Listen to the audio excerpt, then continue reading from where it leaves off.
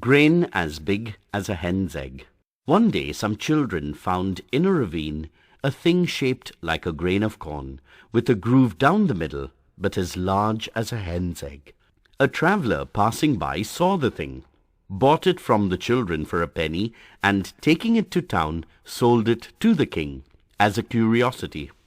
The king called together his wise men, and told them to find out what the thing was. The wise men pondered, and could not make head or tail of it. One day, when the thing was lying on a window-sill, a hen flew in and pecked at it, till she made a hole in it. Then everyone saw that it was a grain of corn. The wise men went to the king and said, "It is a grain of corn." At this the king was much surprised, and he ordered the learned men to find out when and where such corn had grown.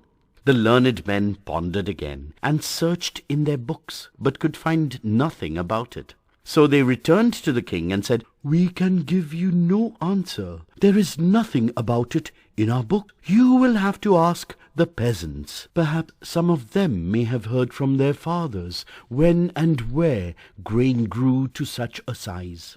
So the king gave orders that some very old peasant should be brought before him. His servants found such a man, and brought him to the king. Old and bent, ashy-pale and toothless, he just managed, with the help of 2 crutches, to totter into the king's court. The king showed him the grain, but the old man could hardly see it. He took it, however, and felt it with his hands.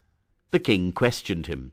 "Can you tell us, old man, where such grain as this grew? Have you ever bought such corn, or sown such in your fields?"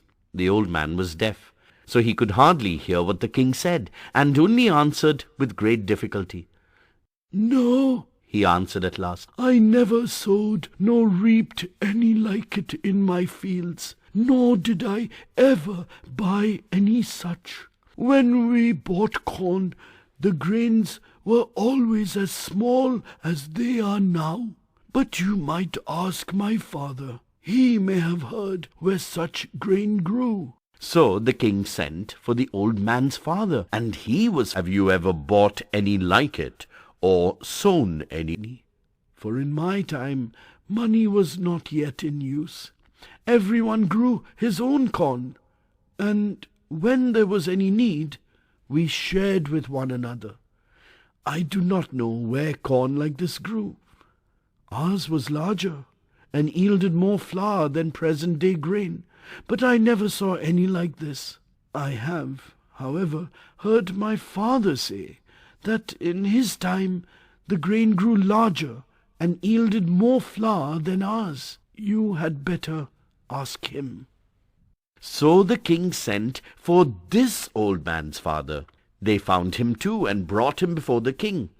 He entered walking easily, and without crutches.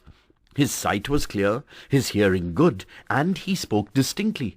The king showed him the grain, and the old grandfather looked at it, and turned it about in his hands. "It is long since I saw such a fine grain," said he, and he bit a piece off and tasted it. "It's the very same kind," he added.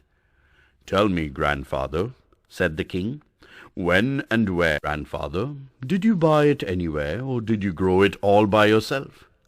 The old man smiled. "In my time," he answered, "no one ever thought of such a sin as buying or selling bread. We knew nothing of money. Each man had corn enough of his own."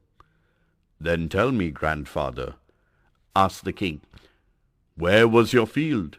Where did you grow corn like this?" The grandfather answered, "My field was God's earth. Wherever I ploughed, there was my field. Land was free. It was a thing no man called his own. Labor was the only thing men called their own." "Answer 2 more questions," said the king.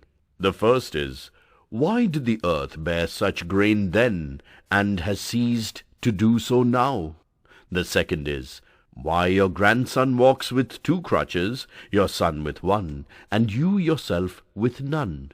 Your eyes are bright, your teeth sound, and your speech clear and pleasant to the ear. How have these things come about?" The old man answered, "These things are so, because men have ceased to live by their own labor. They have taken to depending on the labor of others. In the olden times, men lived according to God's law. They had what was their own, and coveted not what others had produced.